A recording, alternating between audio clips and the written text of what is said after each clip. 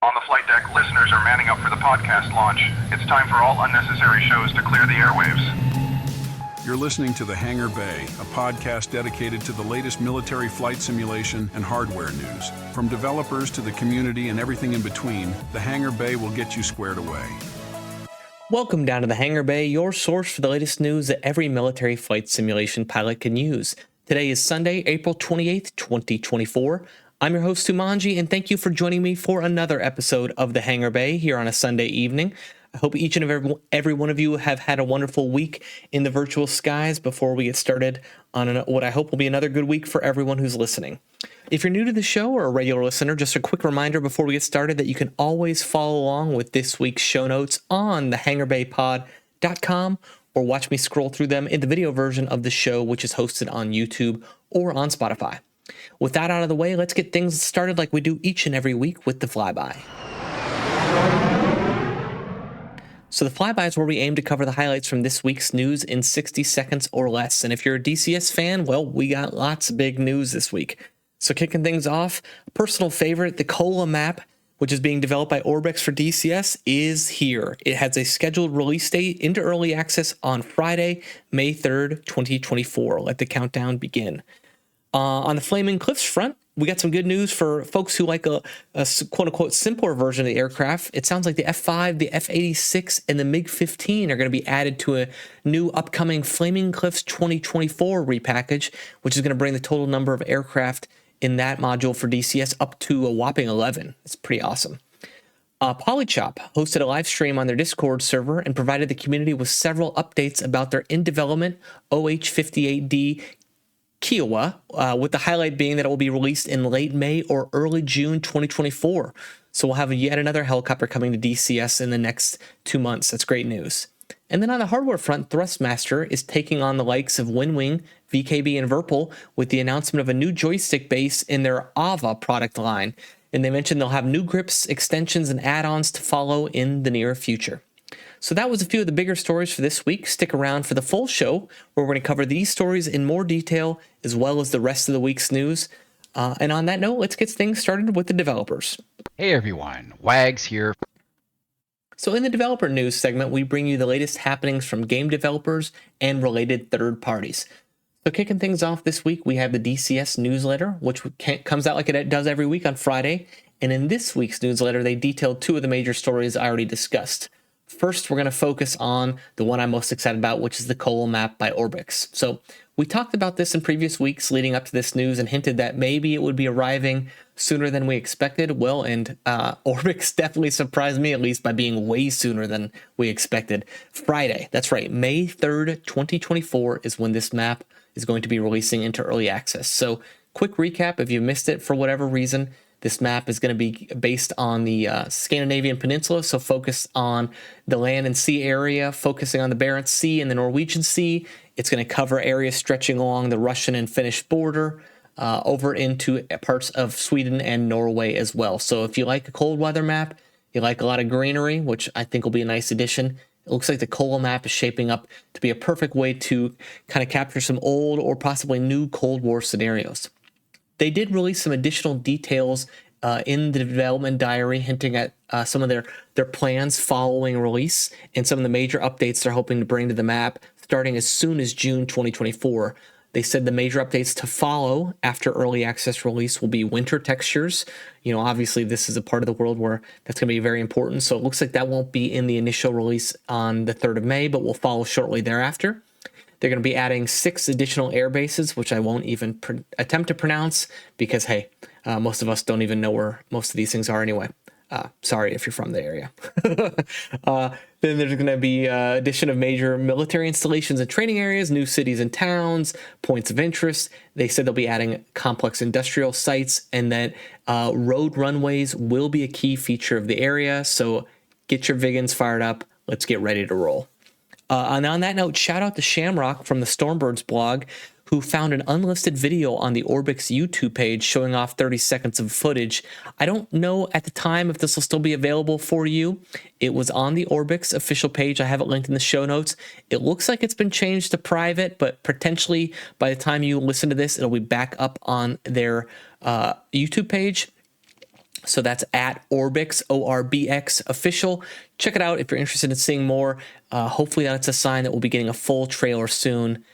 With the release on Friday, I'd expect it won't be long before we see more on that front. Okay, shifting things over to the other portion of the newsletter, sticking around with DCS news, Flaming Cliffs 2024. That's right. We'll be getting a new update to this package. It's going to be the next chapter in the popular series. As I mentioned in the upfront news, it's going to be expanding the list of aircraft to include the F-5E, the F-86F, and the MiG-15. Now, you might be asking yourself, okay, we already have full fidelity module versions of these aircraft. Why are they adding it to Flaming Cliffs?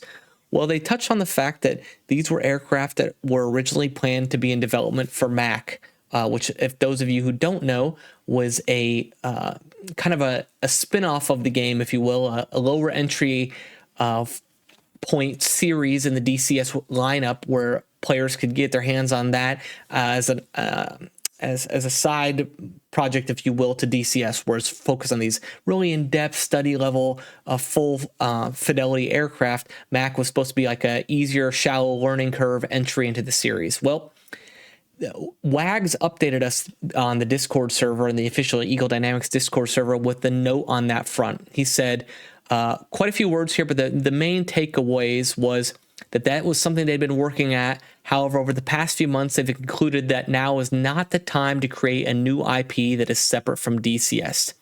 We've announced this today in a change in plans. So rather than digging their heels on a previous decision to go forward with Mac, they've decided it makes more sense to roll most of these aircraft into a new iteration of the Flaming Cliff series. We understand that the Flaming Cliff series is not for everyone, but rather is focused on new players and those looking for a more relaxed game mode with a much shallower learning curve. And then the biggest takeaway, for now, we've shelved Mac. It's not dead. There's great potential in such a product, but it would need to take on a different form from what they originally planned to be successful.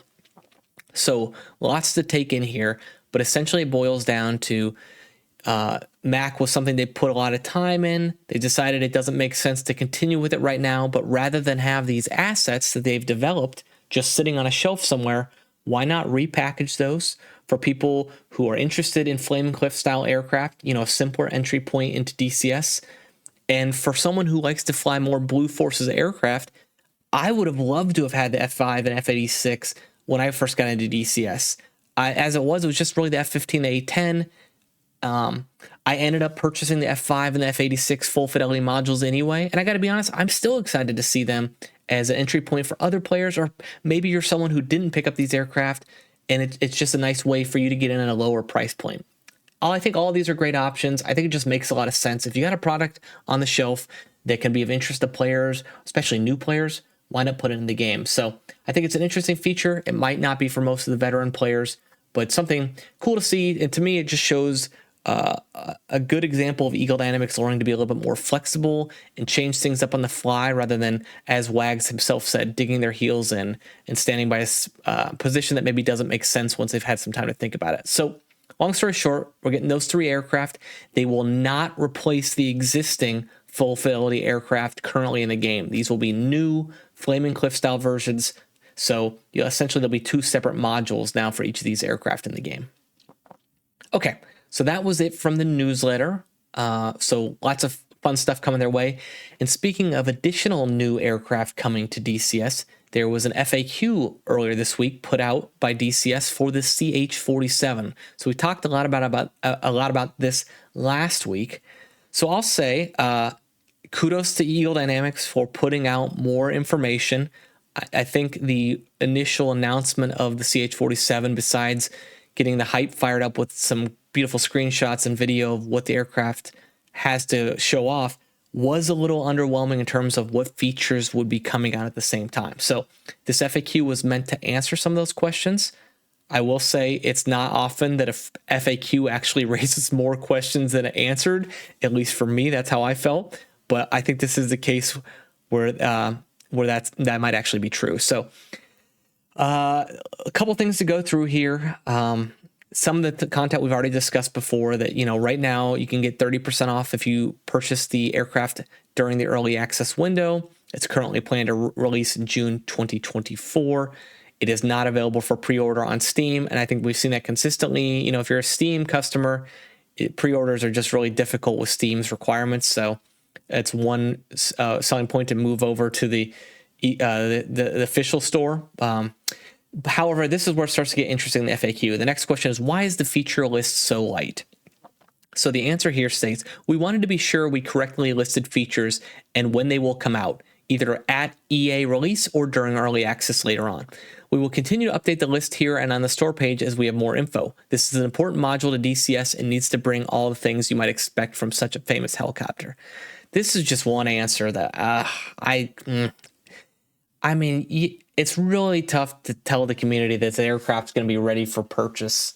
It is available for purchase, and it's going to be ready for release in June. And then when you're asking, why is the feature list so light? The response is, well, we don't really know what's going to be available at release.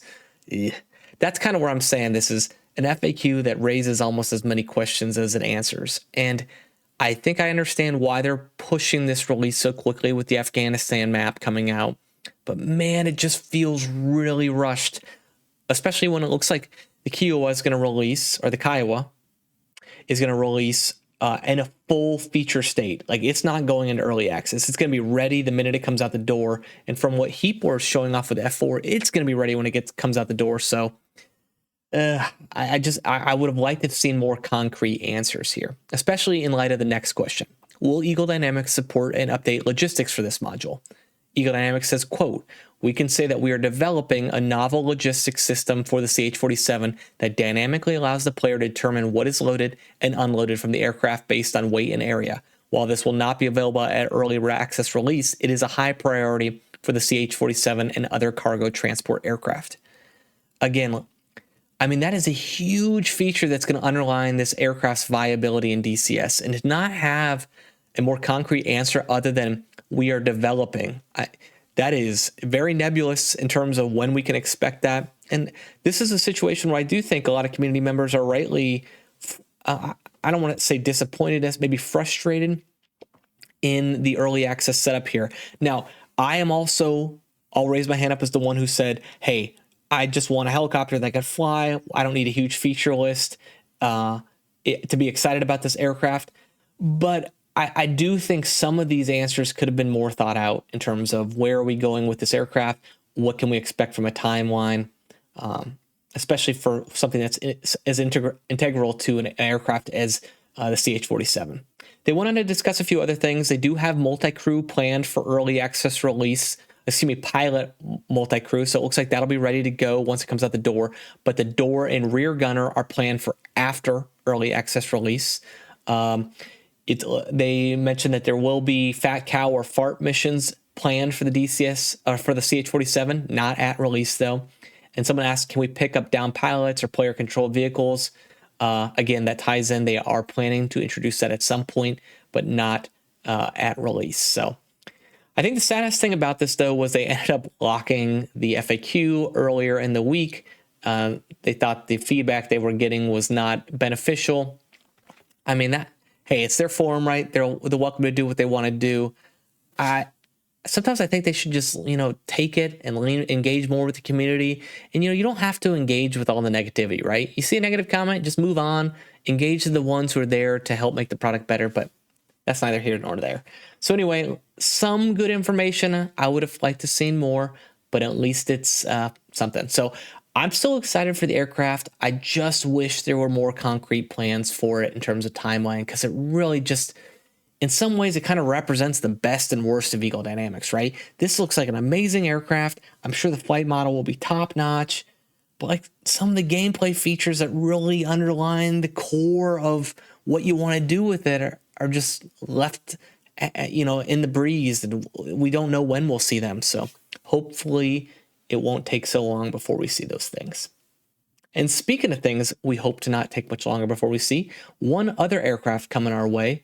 Yeah, we got tons of stuff for DCS, right? 2 maps and 3 aircraft are planned for like the next 60 days. It's pretty incredible.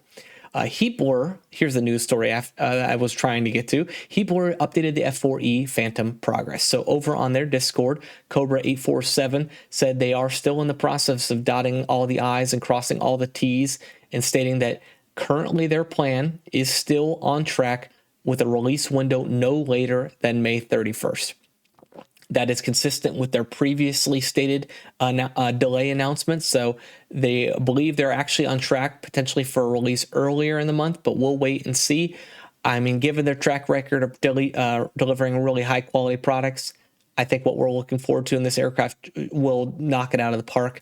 This is one, I mean, like between everything else we got going on, I don't have time to even learn the F-18 more than I already know it. So to get 3 aircraft and 2 maps in the next 2 months, whenever you guys want to release it, that's fine. I'll probably be overwhelmed either way. Okay, shifting away from Heatblur and back to the Kiowa, we got the Polychop dev chat, as I mentioned in the upfront news. They hosted a live stream on their Discord that lasted roughly an hour and a half, and it was full of really, really good content over there. So if this is an aircraft you're in, I highly recommend you keep an eye out on the Polychop YouTube page. They're going to be releasing a recording of that video soon. In fact, that's what I was kind of waiting on for the show tonight, was to be able to provide you that link, but they're still a little bit delayed in getting that up under the YouTube page. That said, shout out to the user 511th Kato on the Hoggit subreddit, who did some really great recap notes because I was too lazy to record most of them myself. I basically caught that the release date is going to be the end of May and the beginning of June, and that was the big takeaway I want to share with you guys. But thankfully, he captured all the show notes, so I got a little bit more to share with you. And as I mentioned, when this aircraft does release, it's going to be going into a full release, not early access, so we'll be getting everything right out the gate. Now, content. What are we looking for in terms of content on release? Well, we're going to get 13 training missions. However, there will not be a campaign at launch. Polychop did say they're in talks with some campaign creators, but nothing official is planned. And there will be a full manual. I should have queued up like a choir of angels singing right now to play over that, like a nice little hallelujah. Maybe I'm the only one, but man, I cannot handle it when we don't get a full manual on release. So thank you, Polychop. Multi-crew. Yes, multi-crew will be there on release. There said, but new code has been written to improve this, so it should be a step forward from what we've seen with the Gazelle SA-342. The aircraft will have pilot and co-pilot AI. The pilot AI is implemented. The co-pilot will come sometime after release. They did showcase a demo of the pilot AI in their live stream, which will be included in the YouTube video. I encourage you to check it out. It was actually pretty impressive. I thought it was really, really solid. Some other notes they had: the Kiowa it does not have an interactive knee board. Maybe that's something that can be added on down the line. Also, this was a little bit of a bummer. It does not have a data link between it and the Apache. So only the Kiowa to Kiowa transmissions at this time. I didn't catch if that is a deal breaker in the long run or if that's something they're working on, but it won't at least be there at initial release. And then finally, it is not going to be available for trial on release. Some people had asked about that. I think that's pretty consistent with what other developers have done. So no surprise there, but if you were looking to demo it or whatever, that won't be the case. You'll need to purchase it to fly it on day one. Okay, so keep an eye out on their YouTube page. That's Polychop Official. You can also join their Discord as well, which I have linked in the show notes if you're interested in following more of the team there. All right, so a very DCS heavy developer news this week. So hopefully you hung with me there, and we'll get things shifted over to the hardware portion of the show. Flight controls. Flight controls. All right, if you can move it, toggle it, push it, or rotate it, hardware news is where we're going to talk about it. And kicking things off, this is a name I don't get to say a whole lot on the hardware news. We got Thrustmaster. That's right. Thrustmaster is getting into what I would refer to as the high-end hardware realm with the announcement of a new base. So they're calling this new product line AVA. So they are basically stepping into the waters with Virpil and Winwing and VKB. So they're making a base with multiple cams with springs that can all be customized by the user. So what they advertise is, create your ideal configuration from a multitude of adjustments offered by interchangeable elements. So just as you get with some of those other manufacturers, you can change the axis curve via the cams, the resistance via the springs. One interesting thing was you can change the deflection of the stick by some mask sizes. So there's these transferable plates at the top of the base you can swap in and out if you want to have a limit how far or left or right or forward and aft you can move the stick. And then also there will be some damping forces you can apply via damper. So they said the base design has been created to make it quicker and easier to modify all of these settings of these internal elements. And you can also adjust the stick's resistance like you can on VKB and Windwing right from the top via little screw holes. Per their Discord, this new base will be compatible with their HOTAS, the Warthog desktop plate, and the existing grips. So the F-18, the F-18 or A-10 F-16 stick. It uses the same screw holes, so you can use the same setups, clamps, plates, all that other stuff. And they did say they'll be announcing further grips, extensions, and add-ons for this AVA range at a later date. This is a whole ecosystem of products they're looking to grow into the near future. So the contents of this original delivery will include the base itself, 2 sets of cams, so you'll have a jet, one installed by default. That means like more resistance as you move left or right, increasing difficulty in moving as the further you get away from the center, or a more smoother setup with the aero cams. They'll have 3 sets of springs, soft, medium, strong. They'll have 3 of those masks, as I mentioned, to control how much deflection you get, a small, medium, or extra large. Some Allen keys, and what I thought was a nice feature, a detachable USB-C cable. I love that. That's probably my biggest complaint about some of the other bases where the cable's hardwired in there. A detachable USB-C cable, I think, is a really strong point. And then I have a bunch of pictures of what all this looks like rendered here in the show notes or in the video portion. The biggest bummer of all this is probably my biggest complaint about everything Thrustmaster does, and that's the pricing. I mean, I understand why they can charge more, right? Because you can buy this on Amazon, you get a Best Buy, especially if you're in the States, you get a Walmart, Best Buy, Micro Center. You get on the shelf, you get it today. You order from one of the more boutique companies like Virpil or VKB or Windwing, there might be a wait. But right out the gate, the base alone is $300 US.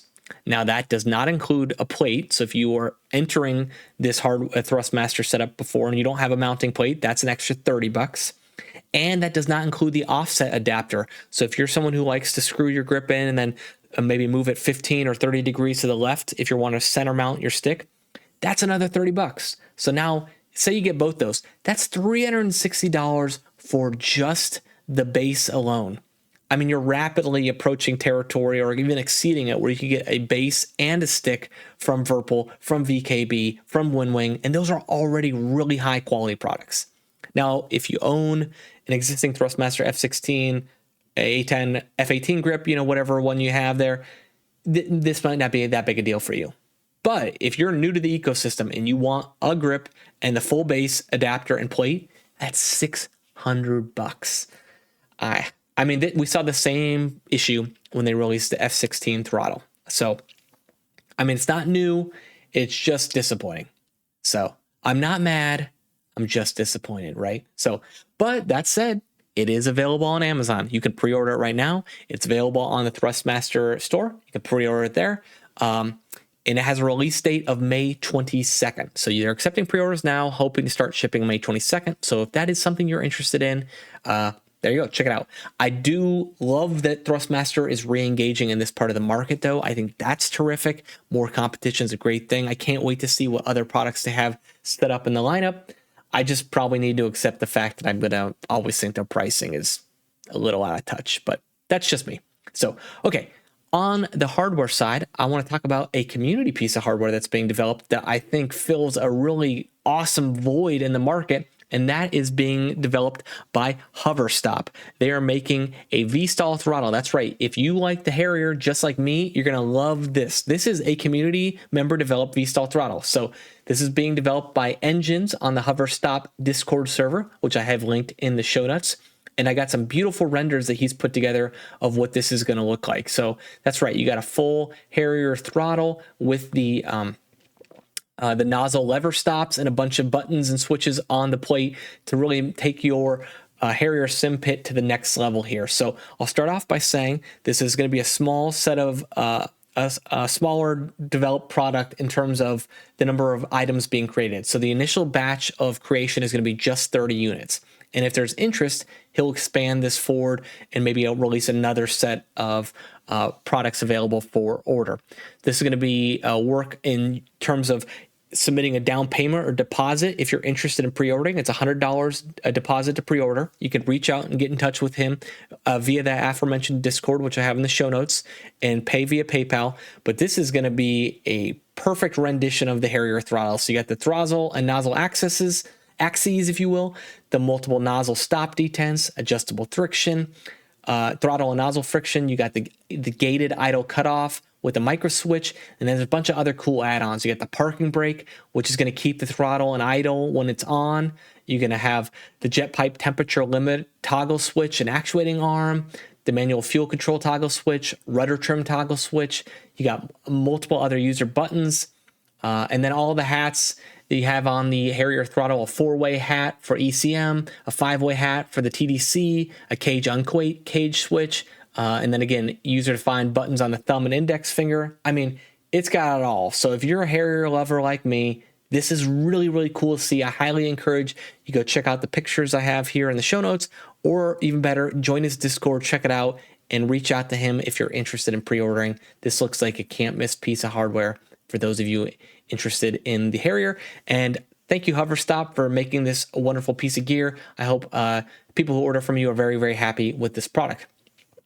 Also want to give a shout out to Hoverstop on his YouTube page, which is at hover_stop. He put together a freaking awesome video of a Case 1 landing on an amphib. So if you're someone like me, again, who loves flying the Harrier but maybe sucks at chip landings like me, this is a great video to watch. So head on over there, check it out, and maybe you'll be better at landing next time you attempt a Case 1 recovery. So thank you again, Hoverstop. And that's, again, you can find him on his Discord under the username Engines. All right. And then finally, a little bit of a hardware review update. So I haven't really done this before, but I previously mentioned On Your 12 on this show. And he reached out about me testing out one of his F-18 master arm panels. So I just received that last week, and a review is in progress. A spoiler, I have to say, initial impressions of this piece of gear are fantastic. I already did a nice little unboxing initial impressions video. I'll probably put that up on my YouTube page, which you can find at Stu Manji, to check it out there. But you can expect a full review video to follow, and I'll most likely do a review of it on the podcast as well. But just want to let you know that that review is in progress. If you're someone who's been interested in getting your hands on a piece of On Your 12 hardware, since it was mentioned here on the show, based on my limited time with it so far, I don't think you'd be disappointed. But of course, you're welcome to wait for the full review, which we'll hopefully have next week. So that wraps things up from the hardware standpoint. So let's transition to the portion of the show where we highlight the work of people just like you, the community. Really not track it, what they're doing exactly. All right. The community news is where we cover the latest goings on of the community, from campaigns and mods to servers, software, and everything in between. And getting started this week, we got some BMS content. So I was looking for something new to feature for Falcon BMS, and our friend over on YouTube, Fiskus Fighties, that's right, that's Fisgas, Fiskus Fighties, brought us a nice round of tutorials, a new tutorial series for Falcon BMS. So the first one I caught this week was how to learn how to drop JDAMs with Fiskus. He got a great JDAM tutorial in pre-mode, so pre-planning. As he states, in the preset mode, he goes, this doesn't cover all the technical aspects of the weapon and the related systems, but it will get you rolling with GPS weaponry in Falcon BMS. Now, before I go any further, I got the video on my show notes. The YouTube link for this is at Fiskus, Fisgas, Fighties, Fighties, Fiskus Fighties. So his videos are short and to the point. And Fiskus is actually in the process of making several additional tutorials for Falcon BMS. So if you like the first one that you see, stay tuned. He's got more to follow. And actually, since I found him earlier in the week, he has already created some additional videos on JDAM lofting and JDAM usage with the targeting pod in Viz mode. So I think he does a great job of getting you the information you want in a quick and easy to understand format. And I always like highlighting people in the community who do really, really good work with the tutorials, especially when it comes to some of the other titles besides DCS, which I talk about enough on the show. So when I can feature IL-2 or Falcon BMS or anything like that, it's great to show off. He also gave himself a little bit of a shout on the Falcon BMS Reddit, which I have linked as well if you want to get in touch with him over there in addition to YouTube. So Fiscus, thanks for these wonderful tutorials. Keep them coming, man. I hope we see more of you in the near future.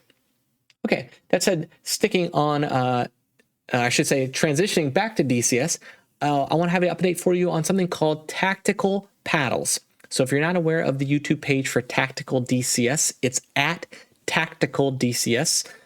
So just like it sounds, right? So the update this week for tactical paddles is a nice update for those of you who like carrier aviation. So this is something that was created by Tactical DCS and Dutchy. They say, quote, "This is the one-stop shop for all carrier operations. Track your approaches, get your greenie boards going with friends in the near future, and get feedbacks on your landings, with the goal of having as many servers onboarded to be tracked, all free."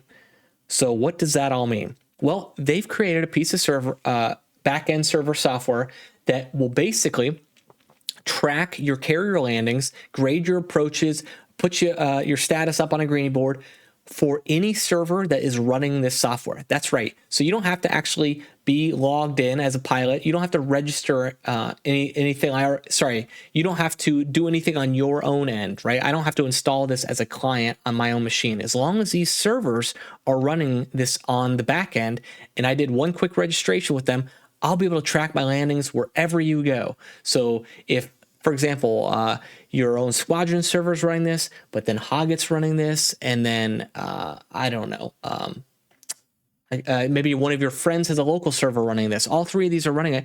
Multiple servers can all track your landings and spit it back to this one collection point and allow you to keep update. And so you can see how your friends are doing, your squadron mates, wherever they're flying. Sounds like a really great idea. So, and then whenever you enter the game, it's going to register this and push it back for you. So this is an in-progress kind of thing.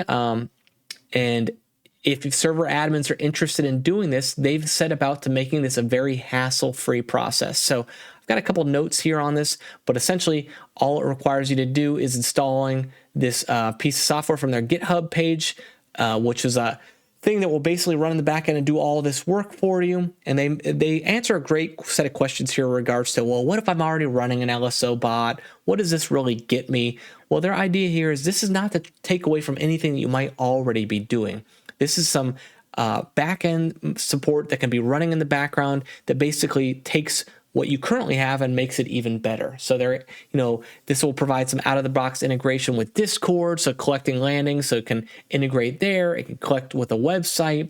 So their goal is to make anything you might have even that much better for not only for your server, but everyone who's flying. So I just wanted to put this out here. There's a lot of great content on their website, which I've linked to at the bottom. It's paddles.contact. That's where you can go and learn more about this, how it grades, how you would use it as a user, and then you have some cool screenshots of what this looks like. I've also included a link to the Discord server. So again, this is intended if you are a big fan of carrier aviation and DCS like I am. This looks like a really cool feature to have on your server. Or if you don't have your own, maybe reach out to the servers you fly on and let their server admins know about it. And maybe it's something they can get up and running for you in the near future. So thank you, Tactical DCS. Thank you, Dutchy. It's always great to see community members coming up with really cool functionality to improve the game. All right. Shifting things over, we're back to talk about our old friend Sim Sedlo. He's got a really cool tutorial this week that is essentially sim agnostic. It's about making audio sound like you're speaking on the radio. So if you are a mission maker or you're a content creator and you just want to make your voice sound like it's being, going through a radio of an aircraft, he's going to walk you through how to do that. So all it requires is the free software Audacity, which is what I use when I'm doing my podcast as well. Got a link to the Audacity website here. And then head on over to Sedlo's YouTube page at Sedlo and just give him about 6 minutes of your time, and he's going to walk you through exactly how to make that happen. I just thought this was a really cool and unique tutorial. I know when I first got started making sound effects for the podcast, I was wondering, how do I make my voice sound like the radio? Is that something I want to do? This would have been invaluable to me. So I wanted to help spread the word on this great tutorial. I mean, Sedlo always does so many great tutorials, but this was a really interesting one from him and unique. And again, very agnostic of what sim you're flying. Could just be useful if you want to make some fun videos for you and your friends. So check it out over there on his YouTube page. Thanks, Sedlo. All right, transitioning now over to something that I debated putting in the hardware segment, but it's really, I'm featuring the community member here. This is about VR. So you're not going to hear me talk about this a lot on the show. In fact, I think this might be the first time I've talked about this show in 14 episodes. I am a pancake flyer. I fly in 2D with track IR. So I don't know much about the world of virtual reality, but I know many of you do fly in virtual reality. So, and if you weren't aware, Pimax announced a new headset earlier this week called the Crystal Light, which appears to be very focused on sim users. So if you're a sim enthusiast of the flight side, which most of us are, or maybe on the driving side, this looks like a really viable upgrade that could potentially replace the Reverb G2 market. So essentially what I wanted to focus here was on the YouTuber SimHanger FS. So at SimHanger FS, a SimHanger flight simulation who does a great job of covering a multitude of flight sim related products and games. He focuses a lot on Microsoft Flight Simulator, but I think he does a great job of covering hardware in particular, especially when it comes to VR stuff. So he's got a great overview video, which will do a much better job of telling you about this headset than I possibly could. Other than to say, if you're familiar with Pimax headsets, I've heard pretty good things. Like, again, I haven't tested it myself. This particular headset is going to debut at $700 US without local dimming, or $900 US with the local dimming. So if those words mean something to you and that price point makes you excited, I would suggest you go check out this video on the Crystal Light PC headset by SimHanger Flight Simulation. So, and stick around for some of others' great content. He does a great job over there on his YouTube page. So, little VR action for you. All right, finally, we have another Helios update. I love to focus on Helios updates. I just think it's a really powerful piece of software if you're flying BMS or DCS and you're interested in showcasing instruments or extracting some MFDs or other caution lights or things of that nature in DCS or BMS to a separate monitor. Helios is what you're going to use to do that. And the developer Bluefin Bima is back with another quick, and I do mean quick, this video is less than a minute. It's a tutorial on how you can add the F-15E MPD to a completely blank Helios profile. So why am I doing that? Well, I think Helios can be a little overwhelming for people when they're first using the software. So this is just a really nice way of showing you how quick and easy it is when you want to use something that's pre-built and in this piece of software. In fact, they've already done a lot of work on adding viewports, adding instrumentation in Helios for you. So it's literally as simple as dragging and dropping it to wherever you want to go on the monitor. However, the software is not super intuitive. So the first time you fire it up, you'd be like, whoa, what is this? How do I even do this?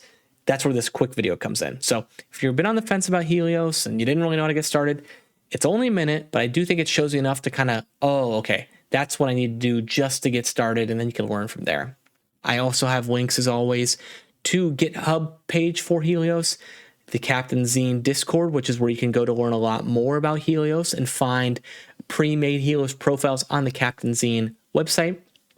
And then finally, I have a link to Bluefin Bima's YouTube page where he's got this video. And as always, if you want to see more about what does Helios even look like, you can check out my YouTube page at Stumanji. I have a video over there. It's way out of date, but the basic concept is still the same. You can see what that looks like. All right, so that wraps things up from the community news. Let's shift on over to the user content of the week. They just blew themselves up. They just blew themselves up. So the user content of the week, sometimes it's a mission, sometimes it's a tutorial, sometimes it's just an interesting topic of conversation here in the content of the week. And this week's a little bit different. I'm going to kind of end the show by going a little Simpit heavy. But to start that off, I wanted to feature the user content of the week as being a YouTube channel that I think a lot of you would really enjoy if you're interested in customizing your Simpit setup. So how I would start this off is I'd say, if you make a video about your Simpit, I'm generally interested. I love seeing people's setups at their houses. If you make a video showing off how you built your Simpit, then I'm really interested. But if you make a video showing off how you built your Simpit with tutorials along the way on how you do it in a fun and engaging manner, then I'm going to make you the user content of the week. And that's what we have this week from MS Boy. So at MSBoy1218, that's at MSBOI1218.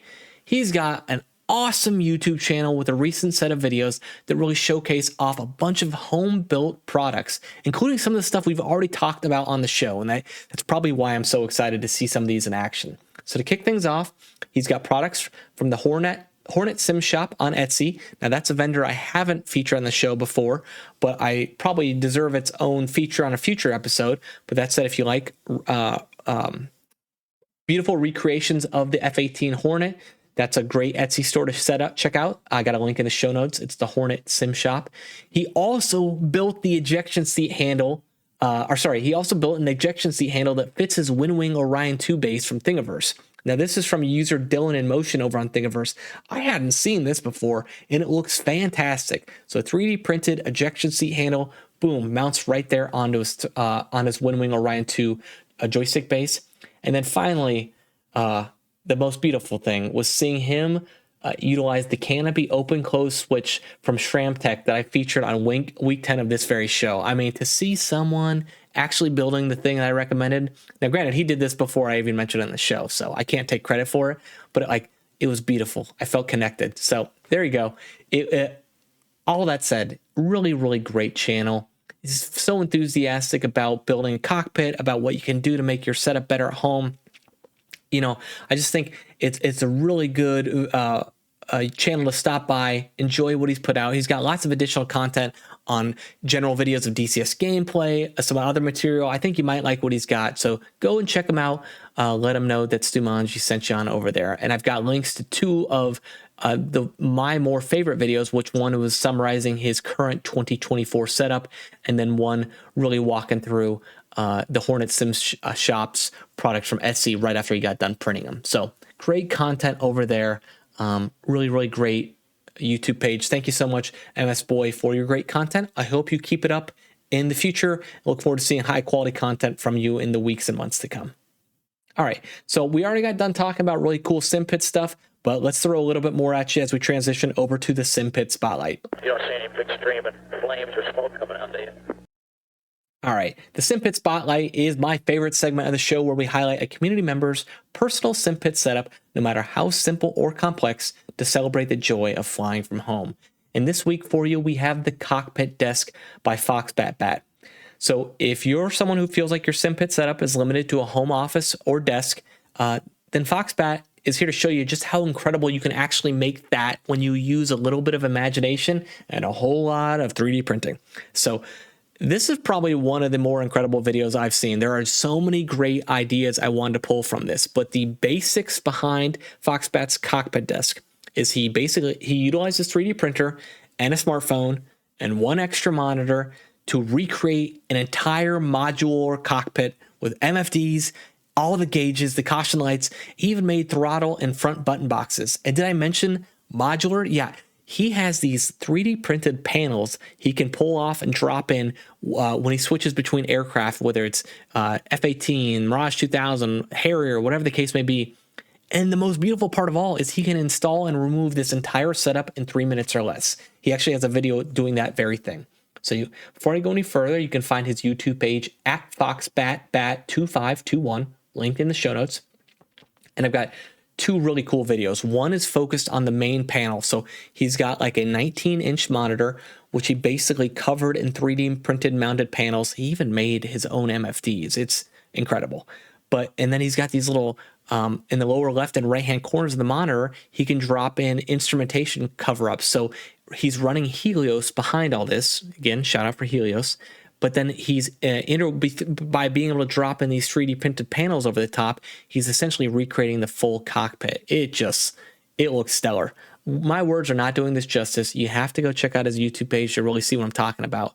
But just stellar work. So all told, like I said, he can take away the whole thing in 3 minutes. He's got a Virpil, looks like it's got one of the older throttles. Or no, that might be the CM3. He's got this Virpil CM3 throttle on his left. He has a VKB NXT on his right. Then he's running two button boxes with a monitor up front. And then the coolest part of all is his cell phone serves as the caution panel.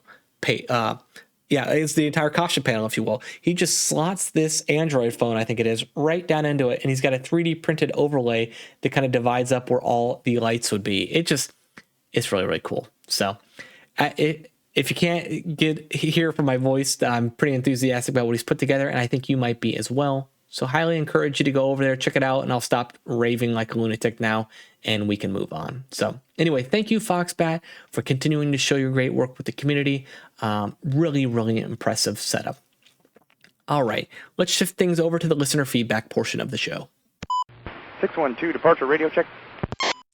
So if there's any news, community content, or a Simpit setup that you would like to see covered, you can always get in touch with the show via email, feedback@thehangarbaypod.com, or via social media. You can find me on Twitter or Instagram @thehangarbaypod.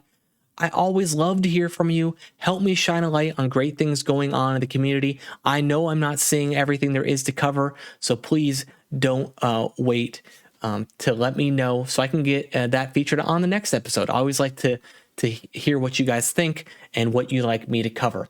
And before I go even further, I probably should have said this up front. I got one last piece of news. This is probably going to get lost because it's at the tail end of the show. But Flight Sim Expo. I try to talk about that as much as I can.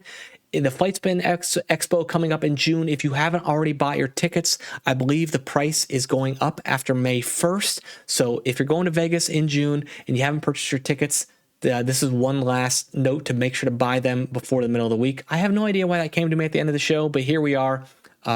I guess that's my last piece of feedback to you in light of listener feedback segment. So anyway, with that said, that concludes another episode of the Hangar Bay. Thank you so much for listening to this week's episode. We'll be back next weekend, as we always do around here, to get you squared away with the latest military flight simulation and hardware news. But until then, think about what you put out into the community and make it a better place. Fly safe, everyone. Right here. Let's go down low on the deck. Unload 500 knots. Let's get out of here. The missile knows where it is at all times. Oh, I'm sorry. What I meant to say is that you can find the video show on YouTube or on Spotify at the Hangar Bay Pod. The audio show is available on all major podcast providers. You can contact the show via email, feedback@thehangarbaypod.com, or on Instagram and Twitter @thehangarbaypod. Show notes and links to everything discussed on this week's show are available at thehangarbaypod.com. It takes a lot more than just fancy flying.